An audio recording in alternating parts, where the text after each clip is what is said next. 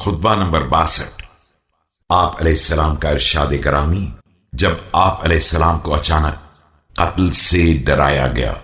بسم اللہ الرحمن الرحیم۔ وَإِنَّ عَلَيَّ مِنَ اللَّهِ جُنَّةً حَصِينَةً فَإِذَا جَاءَ يَوْمٌ فَرَجَتْ عَنِّي وَأَسْلَمَتْنِي فَحِينَئِذٍ لَا يَطِيشُ السَّهْمُ وَلَا يَبْرَأُ الْكَلْبُ۔ یاد رکھو میرے لیے خدا کی طرف سے ایک مضبوط و مستحکم سپر ہے، اس کے بعد جب میرا دن آ جائے گا تو یہ سپر مجھ سے الگ ہو جائے گی اور مجھے موت کے حوالے کر دے گی۔ اس وقت نہ تیر خطا کرے گا اور نہ زخم مندمل ہو سکے گا۔